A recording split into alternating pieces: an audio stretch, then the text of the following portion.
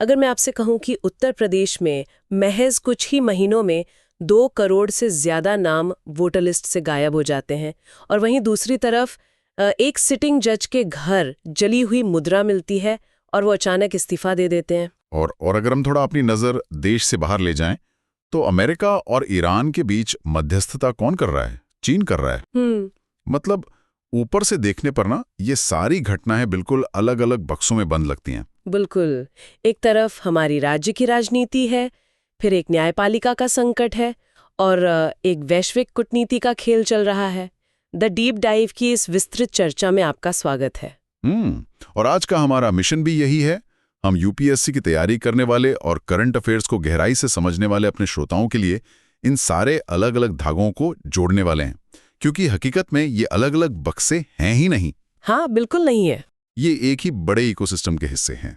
मतलब जब हम तह में जाते हैं तो पता चलता है कि देश के किसी गांव में वोटर लिस्ट से नाम कटना और 7 समंदर पार हो रही भू राजनीतिक उथल-पुथल, ये सब कहीं ना कहीं जुड़े हुए हैं। एकदम सही। और मैं अपने श्रोताओं को ये भी स्पष्ट कर दूं कि आज हम राजनीतिक या जो भी विवादास्पद मुद्दे हैं उन पर हमारी चर्चा पूरी तरह से निष्पक्ष होगी। हाँ, हमारा काम किसी पक्ष का समर्थन करना नहीं है। हम सिर्फ और सिर्फ तथ्यों का विश्लेषण करेंगे। तो चलिए फिर इस धागे को सुलझाना शुरू करते हैं।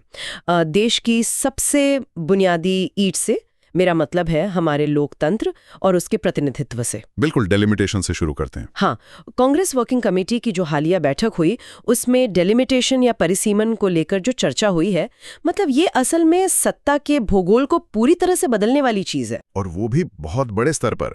देखिए, 2011 की जनगणना के आधार पर लोकसभा की सीटें जो 543 हैं, उन्हें बढ़ाकर 816 करने का प्रस्ताव है। बाप रे, 816? हाँ, और इसके साथ ही आप देखिए कि बीजेपी का जो नारी शक्ति आउटरीच अभियान चल रहा है, उसका पूरा फोकस 33% वर्टिकल महिला आरक्षण को लागू करने पर है। मतलब एक तरफ सीटें बढ़ रही हैं, दूसरी तरफ आरक्षण लागू हो रहा है। कागजों पर देखा जाए तो ये एक बहुत ही मजबूत होते लोकतंत्र की तस्वीर लगती है ना? कागजों पर तो लगती है, लेकिन डेलिमिटेशन सिर्फ संसद में कुछ कुर्सियां बढ़ाने तक सीमित नहीं है। देखिए, ये तय करेगा कि आने वाले दशकों में राजनीतिक शक्ति का जो गुरुत्वाकर्षण केंद्र है वो कहाँ होगा। अच्छा। हाँ, 543 से 816 सीटों का सीधा सा मतलब है कि जिन राज्यों की आबादी ज्यादा है, संसद में उनका वजन अचानक बहुत ज्यादा बढ़ जाएगा। तो इसका मतलब हमारे संघीय ढांचे की एक नई परीक्षा होने वाली है। बिल्कुल। और जो 33% महिला आरक्षण है, वो इसी नई व्यवस्था के भीतर प्रतिनिधित्व को संतुलित करने का एक बड़ा प्रयास है। ठीक है, आइए इसे विस्तार से समझते हैं। डेलिमिटेशन उस प्रक्रिया की तरह है जहां हम लोकतंत्र के घर का नक्शा फिर से बना रहे हैं। सही एनालॉजी है। लेकिन जब इस नई व्यवस्था की नींव रखी जा रही है तो मुझे ऐसा लगता है कि कुछ पुरानी ईंटें बाहर छूट रही हैं। आप वोटर लिस्ट वाले मुद्दे की बात कर रही हैं? हाँ, बिल्कुल। उत्तर प्रदेश में स्पेशल इंटेंसिव रिवीजन यानी SIR अभियान चला और सिर्फ 166 दिनों के भीतर 2 करोड़ से ज्यादा नाम वोटर लिस्ट से हटा दिए गए। ये एक बहुत बड़ा आंकड़ा है। और अगर किसी को लगता है कि ये सिर्फ एक रूटीन डेटा क्लीनअप है, तो हमें असम के कछुतली गांव का मामला देखना चाहिए। हाँ, कछुतली गांव का उदाहरण तो इस बात का एकदम क्लासिक केस है। वहां जो कुछ हुआ वो दिखाता है कि कैसे एक प्रशासनिक कार्रवाई किसी नागरिक के बुनियादी अधिकारों को ही खत्म कर सकती है। जैसे वहां बाबर अली और मुकद्दस अली की कहानियां सामने आई हैं। मुकद्दस अली तो पहले पंचायत चुनाव तक लड़ चुके हैं। सही बात है। और जब उन्हें सरकारी जमीन से बेदखल किया गया अतिक्रमण हटाने के नाम पर, तो उसका सीधा असर उनके वोटिंग अधिकारों पर पड़ा। मतलब उनका नाम ही हटा दिया गया। हाँ, उनका और उनके परिवार के कई लोगों का नाम अब मतदाता सूची में है ही नहीं। लेकिन मुझे ये समझना थोड़ा मुश्किल लग रहा है। मतलब जमीन से बेदखल होने का सीधा अर्थ वोटर लिस्ट से नाम कटना कैसे हो सकता है? क्या मतदान का अधिकार पते से इतना जुड़ा है कि अगर आपका घर टूट जाए तो आपका लोकतंत्र से नाता ही टूट जाएगा? देखिए, तकनीकी रूप से ऐसा बिल्कुल नहीं होना चाहिए, लेकिन असम के विशेष संदर्भ में ये एक अलग ही मोड़ ले चुका है। वहां डी वोटर यानी डाउटफुल वोटर का एक बहुत लंबा इतिहास रहा है। हाँ, वो तो हमने पढ़ा है। लेकिन अब जो हम देख रहे हैं ना, वो डी वोटर से एक कदम आगे की चीज है। ये है डिलीटेड वोटर की समस्या। अच्छा, डिलीटेड वोटर। हाँ, जब लोगों को उनके निवास स्थान से विस्थापित किया जाता है, तो प्रशासन के लिए यह तर्क देना आसान हो जाता है कि अब वे उस क्षेत्र के सामान्य निवासी नहीं हैं। वो तो इस तरह से एक सामान्य प्रशासनिक प्रक्रिया का इस्तेमाल लोगों को उनके लोकतांत्रिक अधिकारों से वंचित करने के लिए होने लगता है। बिल्कुल। और ये नागरिकता और संपत्ति के बीच एक बहुत खतरनाक गठजोड़ बना रहा है। तो जब नागरिक अधिकारों के इस तरह छिनने की बात आती है तो ये मुद्दा सीधे तौर पर इस बात से जुड़ जाता है कि हमारे संस्थान कितने मजबूत हैं। हाँ, और वो कैसे काम कर रहे हैं? अगर एक नागरिक के अधिकार इस तरह हवा हो सकते हैं तो उसे बचाने वाले जो संस्थान हैं, जैसे हमारी न्यायपालिका, वो खुद की स्थिति में है। आप इलाहाबाद हाईकोर्ट वाले मामले की बात कर रही हैं ना? हाँ, बिल्कुल। जस्टिस यशवंत वर्मा का इस्तीफा इसी संस्थागत तनाव का एक बड़ा उदाहरण है। मतलब उनके आवाज से जली हुई मुद्रा मिलने का आरोप था और लोकसभा स्पीकर द्वारा नियुक्त एक पैनल इस मामले की जांच कर रहा था। लेकिन उन्होंने क्या कहा? उन्होंने इस जांच को अनुचित करार देते हुए इस्तीफा ही दे दिया। देखिए, अगर हम इसे बड़ी तस्वीर से जोड़कर देखें तो ये मामला सिर्फ एक व्यक्ति के भ्रष्टाचार के आरोप या इस्तीफे का नहीं रह जाता। तो फिर ये क्या है? ये न्यायपालिका की स्वतंत्रता और विधायिका की शक्तियों के बीच होने वाले एक सीधे टकराव का मामला है। मतलब महाभियोग जैसी जो प्रक्रिया है। हाँ, जांच के लिए लोकसभा स्पीकर द्वारा पैनल बनाया जाना पूरी तरह से एक संवैधानिक प्रक्रिया है। लेकिन जब एक सिटिंग जज ये खुलेआम कहता है कि पूरी प्रक्रिया ही अनुचित है, तो ये हमारे जो चेक्स एंड बैलेंसेस की व्यवस्था है उस पर बहुत बड़ा सवालिया निशान लगाता है। मतलब संस्थानों के बीच ही अविश्वास बढ़ रहा है। एकदम सही। और जब ऐसा होता है तो पूरी व्यवस्था की जो साख है वो खतरे में पड़ जाती है। और ये अविश्वास सिर्फ न्यायपालिका तक तो सीमित नहीं है। अगर हम शिक्षा के क्षेत्र को देखें तो वहां भी एक अजीब तरह का केंद्रीकरण देखने को मिल रहा है। आप दिनेश अब्रोल के लेख का जिक्र करिए। हाँ, बिल्कुल। उनके विस्तृत लेख के अनुसार जो विकसित भारत शिक्षा अधिष्ठान या VBSA बिल है, वो उच्च शिक्षा का पूरा ढांचा ही बदल रहा है। और वो भी काफी चिंताजनक तरीके से। इस बिल के जरिए UGC की जो दशकों पुरानी परामर्श प्रक्रिया थी, उसको पूरी तरह से किनारे किया जा रहा है। हाँ। तो इस सब का असल में क्या मतलब है? क्या VBSA बिल शिक्षा जैसे संवर्ती विषय में राज्यों को सिर्फ एक मूक दर्शक बना रहा है? देखिए, अगर मैं इसे आसान भाषा में समझाऊं तो ये ऐसा है जैसे कोई कॉर्पोरेट हेडक्वार्टर बिना ये जाने कि लोकल मार्केट में क्या चल रहा है, अपनी रीजनल ब्रांच को माइक्रो मैनेज करने लगे। बहुत सही एनालॉजी दी आपने। भारत जैसे इतने विशाल और विविधापूर्ण देश में शिक्षा कोई ऐसा प्रोडक्ट नहीं है जिसे एक ही सांचे में डाला जा सके। बिल्कुल नहीं।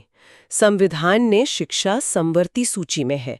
इसका सीधा सा मतलब है कि केंद्र और राज्य दोनों को मिलकर नीतियां बनानी चाहिए। लेकिन यह VBSA बिल राज्यों की भूमिका को लगभग खत्म कर रहा है। और लेख में इस बात पर भी जोर दिया गया है कि ये बिल आउटकम मतलब शिक्षा के प्रभाव की बजाय सिर्फ आउटपुट पर केंद्रित है। हाँ, मतलब आंकड़ों और लक्ष्यों पर। ये गिना जाएगा कि कितने छात्र पास हुए या कितनी डिग्रियां बटी, लेकिन समाज पर उसका क्या असर हो रहा है, गुणवत्ता क्या है, इस पर कोई ध्यान नहीं है। और सबसे बड़ी बात, ये बिल सामाजिक न्याय जैसे कि OBC, SC और ST आरक्षण के प्रावधानों की भी पूरी तरह अनदेखी करता है। यही इस बिल का सबसे खतरनाक पहलू है। देखिए, जब आप नीतियां दिल्ली के वातानुकूलित कमरों में बनाते हैं और क्षेत्रीय परामर्श को खत्म कर देते हैं, बिल्कुल, तब समाज के हाशिए पर खड़े लोगों की जरूरतें अक्सर फाइलों में दबकर रह जाती हैं। ये केंद्रीकरण हमारे संघीय ढांचे के लिए एक सीधा खतरा है। और नीतियां सिर्फ दिल्ली में कागजों पर नहीं बनती। जब ये टॉप डाउन अप्रोच जंगलों और विकास परियोजनाओं की तरफ बढ़ती है तो इसके नतीजे जमीन पर बहुत ठोस होते हैं। हाँ, और कभी-कभी विनाशकारी भी। बिल्कुल। अब देखिए ना, एक तरफ हम देखते हैं कि वामपंथी उग्रवाद, जिसे हम नक्सलवाद कहते हैं, उसका दायरा बहुत तेजी से सिकुड़ रहा है। आंकड़े तो यही बताते हैं। हाँ, 2024 से अब तक 2762 कैडरों ने सरेंडर किया है। छत्तीसगढ़ में गौरी कुड़ियाम जैसी जो हार्डकोर महिला नक्सली थीं, वो मुख्य धारा में लौट रही हैं। और हमारे गृह मंत्री का भी बयान आया है कि इस उग्रवाद का लगभग पतन हो चुका है।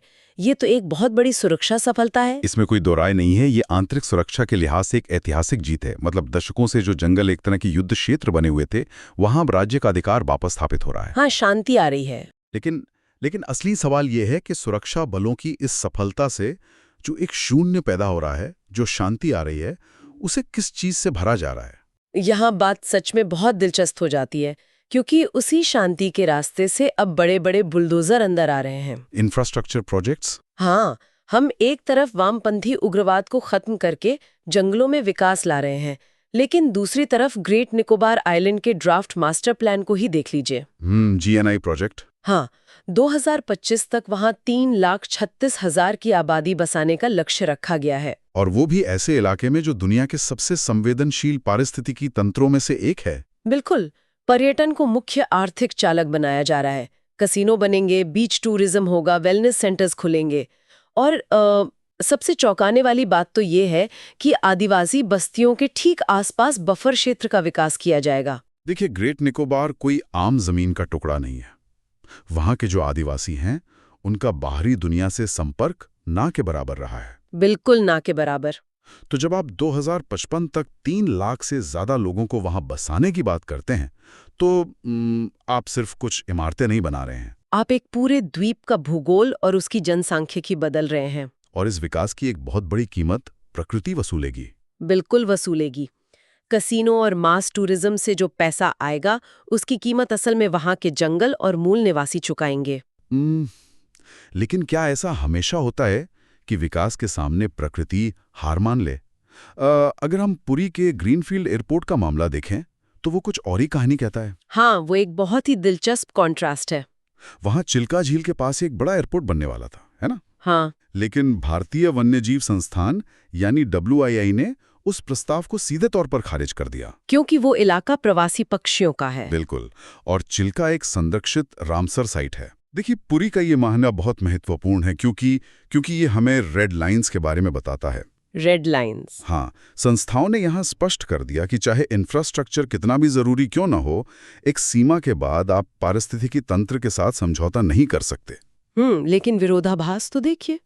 पुरी में जहां हम पक्षियों के लिए एक एयरपोर्ट रोक देते हैं, वहीं ग्रेट निकोबार में हम एक पूरे द्वीप समूह का स्वरूप बदलने को तैयार है। यही दिखाता है कि हमारी पर्यावरण नीतियां कितनी बटी हुई हैं। कोई एक सुसंगत अप्रोच नहीं है। सही बात है। और ये बात सिर्फ हमारे जंगलों या द्वीपों तक सीमित नहीं है।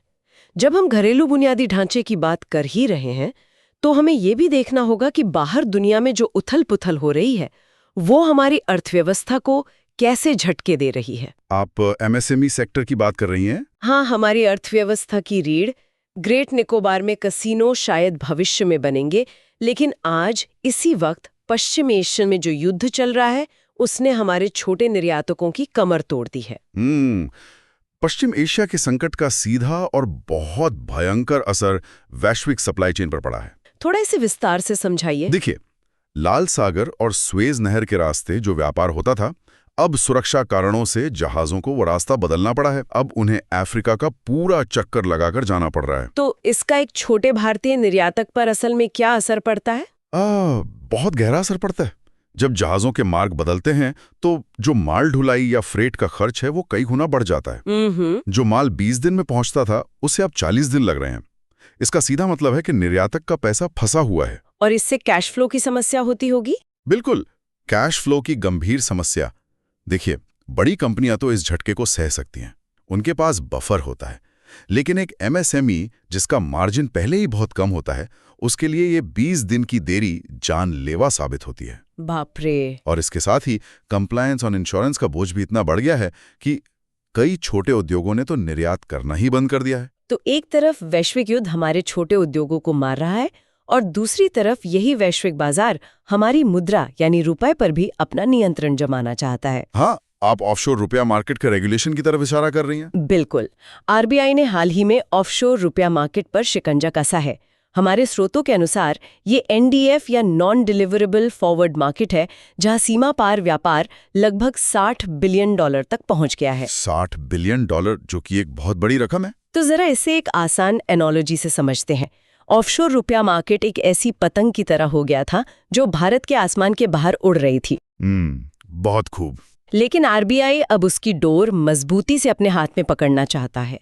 ये NDS मार्केट आखिर है क्या, और RBI इससे इतना परेशान क्यों है? देखिए, इस NDF मार्केट को आप ऐसे भी समझ सकते हैं कि भारतीय रुपए की खरीद फरोख्त हो रही है, लेकिन भारत की सीमाओं के बाहर। जैसे लंदन या सिंगापुर में। हाँ बिल्कुल। और चूंकि ये भारत के बाहर हो रहा है, इसलिए इस पर आरबीआई का कोई सीधा नियंत्रण नहीं होता। मतलब रुपए की कीमत पर सट्टा कहीं और लग रहा है और वो भी डॉलर्स में सेटल हो रहा है। एकदम सही। और परेशानी की बात यह है कि जब विदेशी बाजारों में बैठे सट्टेबाज ये तय करने लगते हैं कि रुपए की कीमत क्या होगी, तो इसका सीधा असर भारत की घरेलू अर्थव्यवस्था पर पड़ता है। हमारी महंगाई पर। हाँ, हमारी महंगाई और हमारे आयात बिल पर। जब पश्चिम एशिया संकट जैसे वैश्विक झटके आते हैं, तो यह सट्टेबाजी और भी तेज हो जाती है। जिससे रुपए कृत्रिम रूप से कमजोर होने लगता है। बिल्कुल। और इसीलिए आरबीआई का ये कदम रुपए को इन वैश्विक झटकों से बचाने की एक बड़ी रणनीति का हिस्सा है। इसीलिए आरबीआई ने विदेशी बैंकों पर यह दबाव डाला है कि वे इस ऑफशोर मार्केट के अपने सौदों की जानकारी साझा करें। हाँ, और विदेशी बैंक इसका विरोध भी कर रहे हैं। वो जुरिस्डिक्शन या क्षेत्राधिकार का हवाला दे रहे हैं। लेकिन आरबीआई यहाँ अपनी वित्तीय संप्रभुता की रक्षा कर रहा है। बिल्कुल। ये एक बहुत ही आक्रामक और जरूरी कदम है। आरबीआई साफ कह रहा है कि आप भारत की मुद्रा के साथ खेलकर भारत के नियमों से बच नहीं सकते। ये एक तरह की ढाल बनाने जैसा है। ढाल तो हमें चाहिए, क्योंकि जब हम वैश्विक अस्थिरता की बात करते हैं तो पश्चिम एशिया का जो संकट हमारे निर्यातों को रुला रहा है, कूटनीति के मंच पर वही संकट एक बिल्कुल नया खेल रच रहा है। और इस खेल का मुख्य खिलाड़ी अमेरिका नहीं है। बिल्कुल नहीं। इस खेल का मुख्य खिलाड़ी चीन है। हमने देखा कि अमेरिका और ईरान के बीच युद्ध विराम की चर्चाओं में चीन ने पाकिस्तान के साथ मिलकर एक मध्यस्थ की भूमिका निभाई। हाँ, स्रोतों में इन्हें आयरन क्लैड ब्रदर्स कहा गया है। इतना ही नहीं, चीन ने हॉर्मुज़ जलडमरू मध्य पर संयुक्त राष्ट्र के एक प्रस्ताव को वीटो भी कर दिया। देखिए, ये कूटनीति के नजरिए से एक बहुत बड़ा शिफ्ट है। मतलब जो भूमिका दशकों से अमेरिका निभाता आया था, एक वैश्विक मध्यस्थ और सुरक्षा गारंटर की, वो अब चीन निभा रहा है। हाँ, चीन उस खाली जगह को बहुत तेजी से भर रहा है। ईरान और पाकिस्तान के साथ मिलकर चीन पश्चिम एशिया में अपना दबदबा बढ़ा रहा है और अमेरिका को रणनीतिक रूप से पीछे धकेल रहा है। लेकिन यहाँ एक पेंच है। अगर चीन इतनी आक्रामकता से मध्यस्थ की भूमिका निभाते हुए कूटनीतिक जीत हासिल कर रहा है, संयुक्त राष्ट्र में वीटो का इस्तेमाल कर रहा है, तो क्या भारत इस पूरे क्षेत्र में सिर्फ एक मूक दर्शक बनकर रह गया है? इससे एक बहुत ही महत्वपूर्ण सवाल उठता है और बाहर से देखने पर यह एक आम धारणा हो सकती है। लेकिन जब आप विदेश मंत्री एस जयशंकर की कूटनीति का विश्लेषण करते हैं तो तस्वीर बिल्कुल अलग दिखती है। अच्छा? तो भारत क्या कर रहा है? भारत मुख दर्शक बिल्कुल नहीं है। भारत की रणनीति शोर मचाने की बजाय अपने जो ठोस हित हैं उन्हें सुरक्षित करने पर है। देखिए, जब कतर एनर्जी ने पश्चिम एशिया के हालात के चलते फोर्स मेजर की घोषणा की, जिसका मतलब है कि वे अपनी ऊर्जा सप्लाई की गारंटी नहीं ले सकते। बिल्कुल, तो यह भारत के लिए एक बहुत बड़ा अलार्म था। और इसीलिए विदेश मंत्री जयशंकर ने तुरंत यूएई और मॉरिशस का दौरा किया। एकदम सही। भारत का प्राथमिक लक्ष्य इस समय अपनी ऊर्जा सुरक्षा सुनिश्चित करना है। मतलब हम किसी मध्यस्थता के दिखावे में पड़ने के बजाय यह तय कर रहे हैं कि हमारे कारखाने चलते रहें, हमारे नागरिकों को पेट्रोल डीजल मिलता रहे। हाँ, इसके साथ ही भारत लेबनान और बैरूत में जो हो रहा है उस पर बहुत गहरी नजर रखे हुए है। यूनिफिल में इंडोनेशियाई शांति सैनिकों की मौत पर भारत की चिंता ये दिखाती है कि हम अंतर्राष्ट्रीय कानूनों के उल्लंघन पर चुप नहीं हैं। मतलब हमारी विदेश नीति अब आदर्शवाद से कहीं ज्यादा यथार्थवाद या रियल पॉलिटिक पर आधारित है। बिल्कुल, एक शांत लेकिन बहुत प्रभावी रणनीति। और अगर किसी को लगता है कि भारत सिर्फ प्रतिक्रिया दे रहा है या ऊर्जा सुरक्षा तक सीमित है, तो उसे हमारी नई कूटनीतिक और सैन्य आक्रामकता को देखना चाहिए। आप रणनीतिक निवारण की बात कर रही हैं? हाँ, ऑपरेशन सिंदूर के समय का तनाव याद है। उस समय तुर्की और अजरबैजान ने भारत के रुख का कड़ा विरोध किया था। हमारे बीच लगभग एक बॉयकॉट जैसी स्थिति आ गई थी। लेकिन आज देखिए, जो देश ऑपरेशन सिंदूर के समय हमारे खिलाफ थे, आज हम उनके साथ टेबल पर बैठे हैं। ये कूटनीति का असली रंग है। हाँ, कूटनीति में हमेशा के लिए कुछ नहीं होता और आज भारत इन दोनों देशों के साथ एक बहुत बड़ा कूटनीतिक रीसेट कर रहा है। बाकू और दिल्ली में मीटिंगों का नया दौर चल रहा है। देखिए, यही एक परिपक्व वैश्विक शक्ति की निशानी है। तुर्की और अजरबैजान की भूरणनीतिक अहमियत बहुत ज्यादा है। भारत ये साफ संदेश दे रहा है कि हम अपने सामरिक हितों की रक्षा भी करेंगे, लेकिन बातचीत के दरवाजे हमेशा खुले रखेंगे।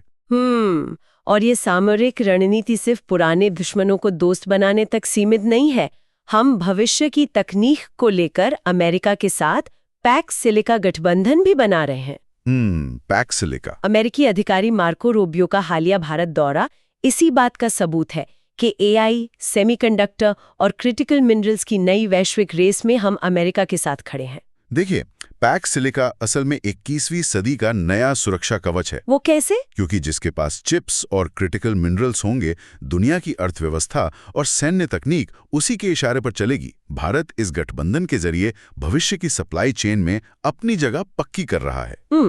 तकनीक तो अपनी जगह है, लेकिन जब बात असली हार्ड पावर की आती है तो भारतीय नौसेना ने एक ऐसा कदम उठाया है जो पूरे हिंद महासागर के समीकरण बदल देगा। आप आईएनएस अरिधमन की बात कर रही हैं? बिल्कुल, आईएनएस अरिधमन की कमिश्निंग। ये भारतीय नौसेना की तीसरी परमाणु बैलिस्टिक मिसाइल पनडुब्बी है, यानी SSBN। हाँ। 100,000 टन की ये मशीन K-15 और K-14 मिसाइलों से लैस है। ये सिर्फ आंकड़े नहीं है, इनका रणनीतिक मतलब क्या है? इसका रणनीतिक मतलब बहुत गहरा है। ये भारत के न्यूक्लियर ट्रायड को पूरा करता है और हमारी सेकंड स्ट्राइक कैपेबिलिटी की गारंटी देता है। Second strike capability. हाँ, देखिए, अगर आपकी मिसाइलें सिर्फ जमीन पर या हवा में हैं, तो दुश्मन पहले हमले ने उन्हें नष्ट कर सकता है। लेकिन जब एक परमाणु पनडुब्बी समंदर की गहराइयों में छिपी होती है, तो उसे खोजना लगभग असंभव होता है। बिल्कुल। मतलब अगर भारत पर कोई परमाणु हमला होता है, तो ये पनडुब्बी समुद्र के अंदर से जवाब देने के लिए हमेशा तैयार रहेगी। और यही चीज दुश्मन को हमला करने से रोकती है, जिसे हम डिटरेंस कहते हैं। एकदम सही। आईएनएस अरिधमन की तैनाती और पैक्स सिलिका में हिस्सेदारी, ये दोनों ही भारत की उस भव्य रणनीति का हिस्सा हैं, जहां हम सिर्फ सीमाओं पर नहीं, बल्कि समंदर की गहराइयों और भविष्य की तकनीक में भी अपना दबदबा बना रहे हैं। तो अगर हम आज की इस पूरी चर्चा के धागों को एक साथ समेटें तो तस्वीर बहुत साफ हो जाती है। हाँ, बिल्कुल। ये डेलिमिटेशन और VBSA बिल के जरिए हमारे लोकतंत्र और शिक्षा के नक्शे को फिर से गढ़ने से शुरू होता है। फिर असम के विस्थापितों और निकोबार के जंगलों से होता हुआ RBI के उन सख्त फैसलों तक पहुंचता है जो रुपए को बचा रहे हैं। और अंत में ये सब चीन की नई कूटनीति, पैक्स सिलिका और INS अरिधमन की परमाणु ताकत के जरिए एक बड़ी वैश्विक कहानी का हिस्सा बन जाता है। और यही आज के दौर की खासियत है। हम घरेलू नीति को विदेश नीति से या पर्यावरण को अर्थव्यवस्था से अलग करके नहीं देख सकते। ये सब एक ही सिक्के के अलग अलग पहलू हैं। बिल्कुल। और इसी के साथ आज की ये विस्तृत चर्चा अपने अंत की ओर पहुंचती है। लेकिन जाने से पहले श्रोताओं के लिए आज का आखिरी सवाल। जरा सोचिए, जब 2055 तक ग्रेट निकोबार एक जगमगाता वैश्विक हब बन चुका होगा और INS अरिधमन समंदर की गहराइयों में गश्त लगा रहा होगा, तब तक आज के बनाए गए कानून जैसे VBSA या नया डेलिमिटेशन हमारे समाज को भीतर से कितना बदल चुके होंगे? एक बहुत ही गहरा सवाल है। क्या तकनीकी और सैन्य दौड़ में सबसे आगे निकलने की होड़ में हम अपने लोकतांत्रिक और पारिस्थितिक मूल्यों की जड़ें उतनी ही मजबूत रख पाएंगे? इस पर विचार कीजिएगा। मिलते हैं अगली विस्तृत चर्चा में।